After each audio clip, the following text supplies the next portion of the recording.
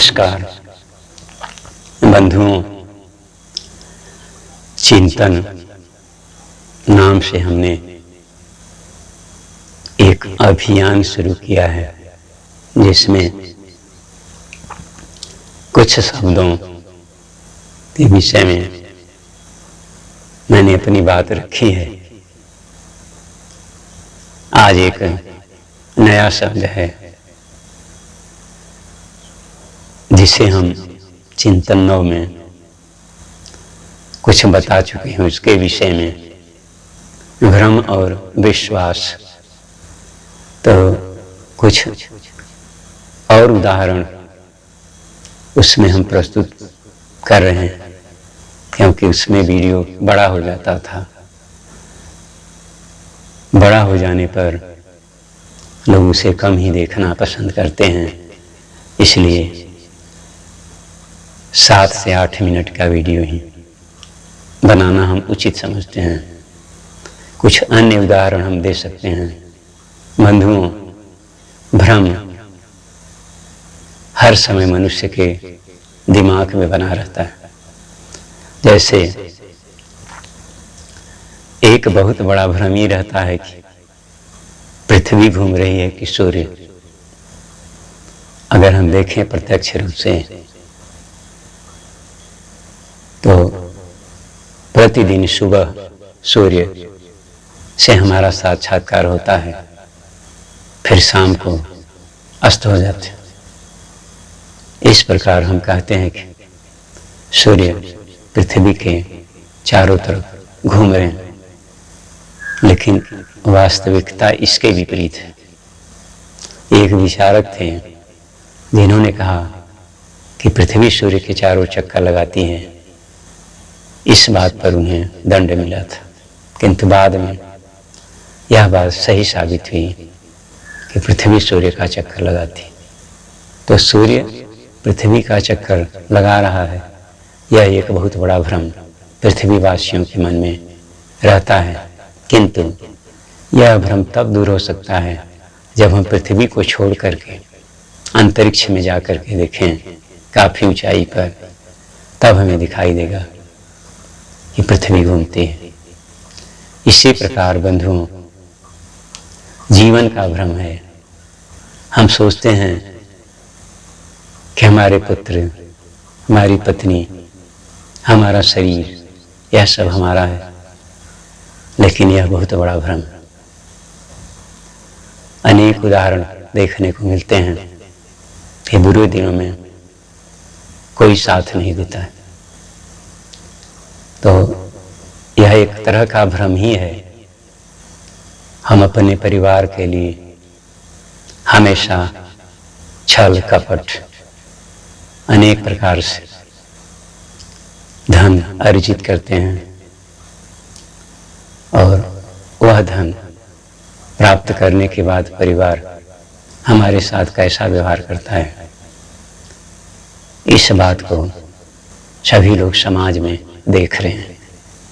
तो यह भ्रम ही है ना कि यह संपत्ति जब हम कमाएंगे हमारी है, हमारे पुत्रों की है, लेकिन न तो वह संपत्ति हमारी है, न तो हमारे लोग हमारे हैं।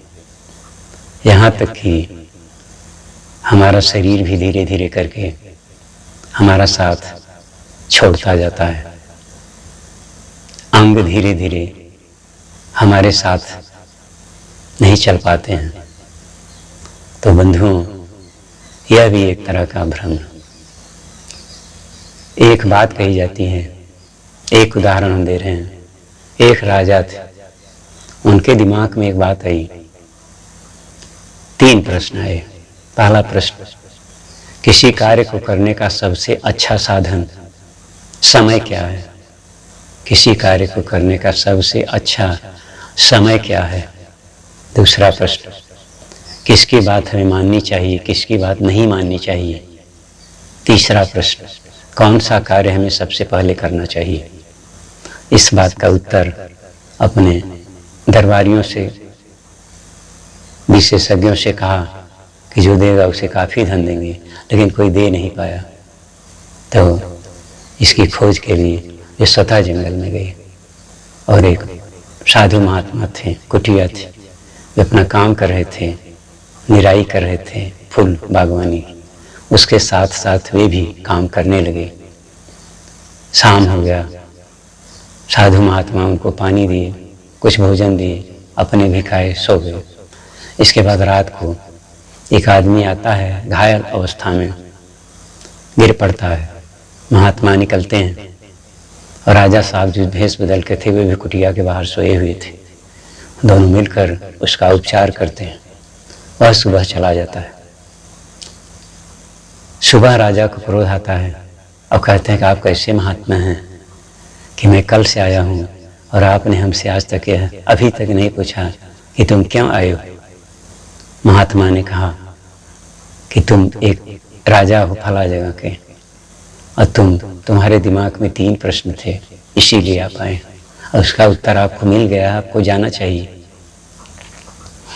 तो राजा ने कहा क्या? तो महात्मा ने कहा पहला प्रश्न आपका था, किसी कार्य को करने का सबसे अच्छा समय क्या है?